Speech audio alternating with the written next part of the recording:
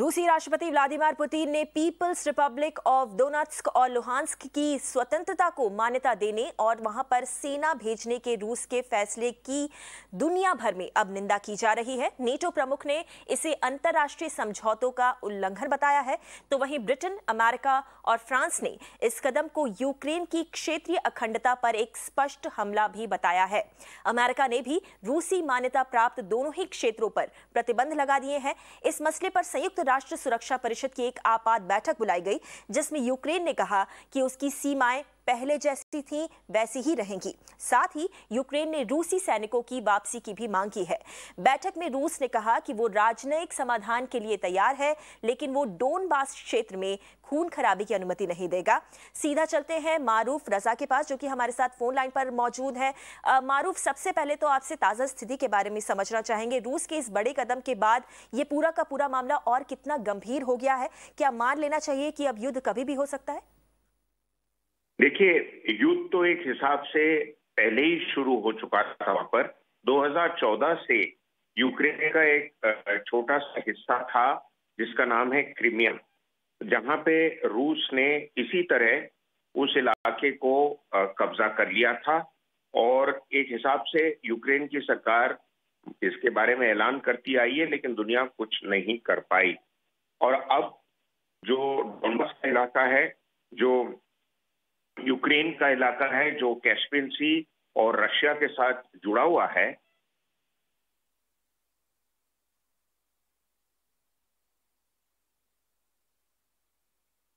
जी, मारूफ से हम वापस जुड़ने की कोशिश करेंगे, लेकिन जैसा कि मारूफ भी बता रहे थे और जितने भी एक्सपर्ट से हम बात कर रहे हैं लगातार, वो भी यही समझा रहे हैं कि ये जो पूरा का पूरा मामला है और रूस की तरफ से ये जो बड़ा कदम उठाया गया है वो काफ़ी गंभीर है और इसके कई सारे इम्प्लीकेशंस भी हो सकते हैं। मारूफ हमारे साथ वापस जुड़ गए हैं। मारूफ, अपनी बात पूरी कीजिएगा। जी, मैं ये कह रहा था कि जो ये इलाका है जिसे पुतिन साहब ने अब रिकग्नाइज कर लिया है, और रिकग्नाइज करने का मतलब होता है कि एक जो इलाका जो बटना चाहता है यूक्रेन से, और कई सालों से वहां पर एक किस्म से इंसर्जेंसी चल रही थी या सेपरेटिस्ट मूवमेंट चल रहे थे, वो अब उनको एक रिकग्निशन मिल गया है। वो अपना झंडा और ये सब लहराएंगे वहां पे। और एक किस्म से मेरे को अब लग रहा है कि अब ये इलाका वापस ना यूक्रेन, ना नेटो, ना यूनाइटेड स्टेट्स वापस ले सकता है। इस हिसाब से पुतिन साहब ने दो तीन चीज हासिल कर ली है। एक तो इतने दिनों से जब दुनिया के अंदर इस तनाव पर बातचीत चल रही थी, तो रशिया वापस दुनिया के डिस्कशन एजेंडा के बिल्कुल ऊपर आ चुका है। दूसरी चीज ये है कि वो चाह रहे थे, जो यूक्रेन का ईस्टर्न क्षेत्र है, जहां पर वो एक किस्म से बफर चाहते थे कि अगर नेटो और यूएस की सरकार की फौजें वहां आ जाएं, तो रशिया और उनके बीच में कुछ थोड़ा फासला होना चाहिए, जैसे कि इंडिया और चाइना के बीच में नेपाल या भूटान का फासला है। तो ये इन्होंने इस इलाके को रिकग्नाइज करके अब वहां अपने सैनिक भेजेंगे, अपने कारोबार भेजेंगे, अपने हथियार भेजेंगे। अब अगर दुनिया उस इलाके को वापस लेना चाहती है तो एक बड़ा युद्ध छिड़ सकता है। इसी चीजों से बड़े बड़े युद्ध बनते हैं। दूसरी चीज ये है कि अगर पुतिन साहब इसी तरह से चलते रहे तो फिर वापस से यूरोप और अमेरिका को सोचना पड़ेगा कि किस हद तक रशिया को वो कंट्रोल कर सकेंगे, क्योंकि पुतिन का ये कहना है कि आप लोगों ने जो भी मुझे पहले पहले भरोसे दिए थे और वचन दिया था, जैसे कि बर्लिन कॉन्फ्रेंस में 2017 में, 2008 में उनको बताया गया था कि नेटो इस तरफ रशिया की तरफ नहीं आएगा, कहता वो चीज मैं जमीन पे नहीं देख रहा हूं। तो अगर आप मेरी बात सुनेंगे नहीं तो मैं ये अपनी फौज को वहां भेज के कब्जा कर लूंगा। और ये कब्जा करने का तरीका लड़ाई लड़ने से बेहतर है, क्योंकि यहां पे रशिया ने कुछ हद तक अपना लक्ष्य हासिल कर लिया है। दूसरी बात यह है कि जब तक ये तनाव चलता रहेगा, रशिया एक दुनिया का बहुत बड़ा एक्सपोर्टर है ऑयल, गैस और कोल का। और चाहे यूरोप, जहां 40% को ऑयल और गैस रशिया से जाता है, और इस सर्दी के महीने में यूरोप में इसकी खास जरूरत है, अगर ज्यादा रशिया पे दबाव डाला जाए तो रशिया वो रोक सकता है। और यूरोप के पास एकदम से कोई दूसरा रास्ता एक ही है कि कतार के जरिए वो अपना गैस और ऑयल मंगाए, लेकिन इतना नहीं उनके पास पहुंचेगा जितनी उनकी जरूरत है। और तीसरी चीज ये है कि रशिया को अगर ज्यादा समय अमेरिका ने दिया तो चाइना को भी छूट मिलेगी अपने इसी किस्म के कार्यभार को आगे बढ़ाने के लिए, चाहे ताइवान में हो चाहे लद्दाख में हो। तो भारत के लिए ये एक बहुत टेंस मोमेंट है। ओपनली खुलेआम भारत ना रशिया के साथ आ सकता है ना अमेरिका के साथ जा सकता है। अमेरिका के साथ गया तो रशिया चाइना के साथ और नजदीक आ जाएगा।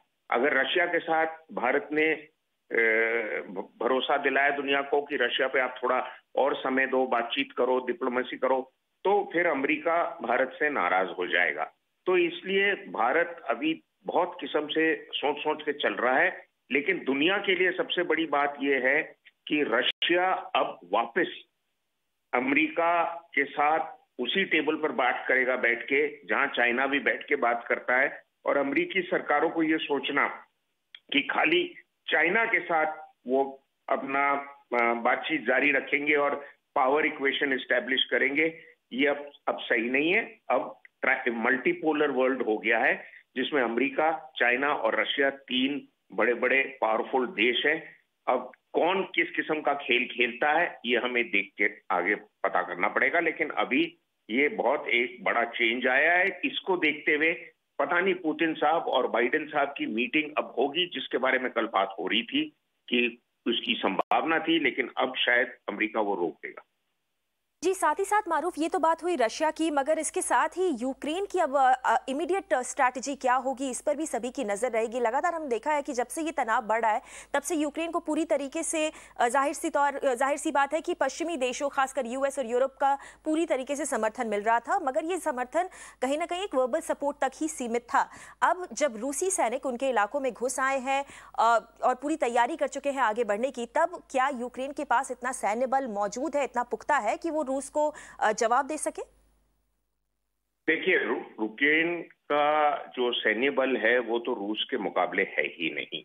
अब यूक्रेन के अंदर अमेरिका ने भी कहा है 8,500 सैनिक वो भेजेंगे और कुछ यूरोप के देश भी भेजेंगे। और अगर ये बात हुई तो इसमें दो सवाल पैदा होते हैं। एक तो ये है, अगर नेटो के देश यूक्रेन में जाके यूक्रेन का एक किस्म से डिफेंस की मदद करेंगे तो क्या नेटो अब जहां जहां घुस रहा है दुनिया के अंदर, तो क्या वो लड़ाई तमाम नेटो की देश उसकी जिम्मेवारी लेंगे? क्योंकि नेटो का एक ऐलान किया हुआ लक्ष्य ये है कि कोई भी नेटो का देश या सैनिक अगर कोई लड़ाई लड़ेगा तो बाकी सब नेटो के देश उसके समर्थन में आएंगे।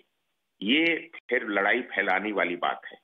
दूसरी बात यह है कि रशिया का कहना था, पुतिन साहब का, कि भाई आपने अगर यूक्रेन को नेटो का हिस्सा बना लिया और कल यूक्रेन ने वापस हमला करके ये डोनबास का इलाका या क्रीमिया का इलाका कब्जा करने की कोशिश की है, क्योंकि उनका कहना है कि हमारा इलाका है। हालांकि रशिया का कहना है कि कम से कम पिछले 1100 साल से ये रशिया का इलाका था और रशिया का पुराना जो ऐतिहासिक स्टेट है रूस, वो इधर ही से बना था यूक्रेन के अंदर। तो उन्होंने कहा कि अगर आप इनको लेने की कोशिश करेंगे तो क्या आप चाहते हैं कि मैं पूरी नेटो के साथ लड़ाई लड़ूं? मैं लड़ने को तो तैयार हूं, तो इसका खून खराबा जो होगा और नुकसान होगा उसकी जिम्मेवारी आप लेंगे, मैं नहीं लूंगा। क्योंकि अभी रशिया ने जो कब्जा किया है इस इलाके के ऊपर और इसको जो इंडिपेंडेंट स्टेटस अनाउंस कर दिया है और करीब 7 लाख लोगों को उन्होंने पासपोर्ट भी दे दिए हैं, रशियन पासपोर्ट। रशिया का कहना है कि ये तो पहले से हमारी तरफ झुके हुए थे। यूक्रेन के 2 भाग हैं, जो एक भाग रशिया को छूता है, वहां के लोग रशिया के साथ अभी भी रिश्ते रखना चाहते हैं, और दूसरा भाग जो है यूरोप को छूता है, वो रशिया के साथ तालमेल नहीं रखना चाहते और वो यूरोप और यूरोपियन यूनियन में झुकना चाहते हैं, क्योंकि उनको वहां पे इकोनॉमिक और यूरोपियन मार्केट का बहुत फायदा नजर आता है। तो ये यूक्रेन एक किस्म से देश बटा हुआ था ही, इसका फायदा पुतिन साहब ने उठा लिया।